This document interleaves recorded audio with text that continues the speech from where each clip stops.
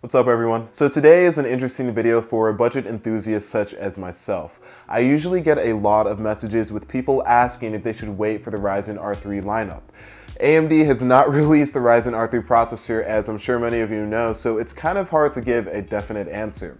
Until now. Well, I still won't have a definite answer, but I do have a better idea of how to answer the question. I don't have the Ryzen R3 processor on me. If I did, that would be pretty cool, but I have the next best thing. According to recent leaks, the Ryzen R3 1200 will be a 3.1 GHz quad-core processor without any simultaneous multi-threading. It will have 8 MB of L3 cache and 2 MB of L2 cache. Now, according to these specifications, the best CPU to simulate the 1200 would be an R5 1400, downclocked to 3.1 GHz with SMT disabled.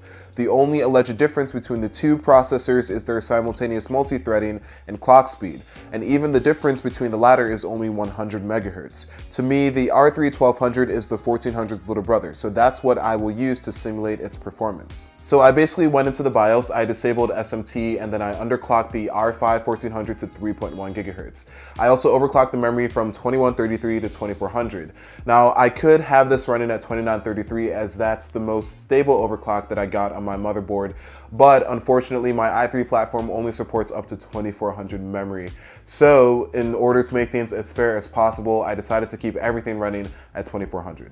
Now, most people nowadays would not recommend the i3 for gaming because the Pentium G4560 has about 95 to 100% of the i3's performance for half the price. Unfortunately, my Micro Center did not have a Pentium G4560 in stock, so I picked up the i3 6100 instead. Remember that the performance of the G4560 will be near identical to the i3, so this will give you a pretty good idea of how the R3 1200 battles the Pentium as well. So without any further ado, here are the 3 benches that I will be analyzing in this video. We will be testing 5 different titles, all at 1080p and all at high settings. The games are Battlefield 1, GTA 5, Hitman, Cry Primal, The Division, and The Witcher 3. First off, we have GTA 5, and this game will show the biggest difference between the CPUs out of all of the games tested. On average, the R3 1200 and the i3 do not show any major differences, except for in their 1% lows, where the i3 has about a 6% increase. But once you overclock the 1200, there is a 9% difference between it and the i3 across both average FPS and 1% lows. The R3 1200 and i3 6100 perform within 3% of one another, even when the 1200 is overclocked to 3.9 GHz in Battlefield 1. The overclocked 1200 shows a 6% boost and 1% lows over the i3, indicating an ever so slightly smoother experience. The difference in-game between the processors was not noticeable enough for there to be a clear winner though. Similarly, in Hitman, the R3 1200 at stock and the i3 6100 show a 3.7% average FPS difference and a 6% 1% load difference, with the Intel CPU taking the lead in both. Once overclocked, the 1200 takes a 9.4% lead over its i3 counterpart on average and a 6% lead in 1% lows. Cry Primal follows suit with both Hitman and Battlefield 1. The average performance between the R3 1200 and the i3 6100 at stock is 2.6%, with a larger gap between their 1% lows, 7.1%. Once overclocked, the 1200 takes a minor lead over the i3 6100, but it's not anything that's noticeable. In The Division, we have one of our largest performance differences between the CPUs, a whopping 3.8% at stock and 0.04% when the R3 1200 is overclocked. It's yet another benchmark that indicates the minuscule difference between the Haswell i3 and the simulated R3 on average. Now, the 1% lows do show a larger variance over the rest of the benchmarks. The 1200 at stock shows a 12% deficit over the i3 6100 in The Division, with a 3% lead once overclocked to 3.9 GHz.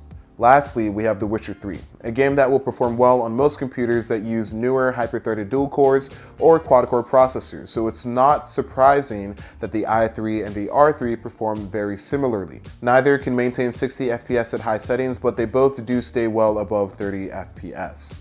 If we take the cumulative averages and 1% lows and average those, this is what we end up with.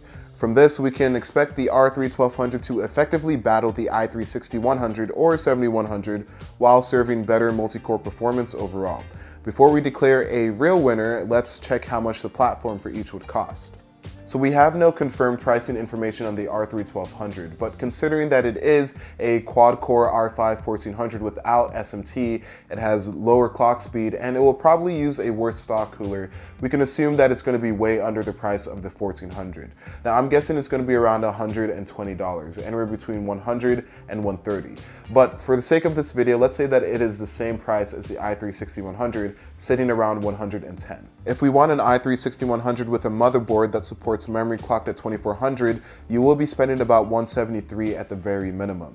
If we want an R3 1200 that supports memory clocked at 2400 with overclocking capability, it will cost $180 at the very minimum. If you want the cheapest i3-6100 motherboard combination, it will cost about $159. The cheapest R3 1200 motherboard combo would be $165. And remember, this is assuming the cost of an R3 is identical to an i3-6100. All in all, I don't think that the R3 1200 is going to be a game-changing CPU based on my testing, and that's completely okay.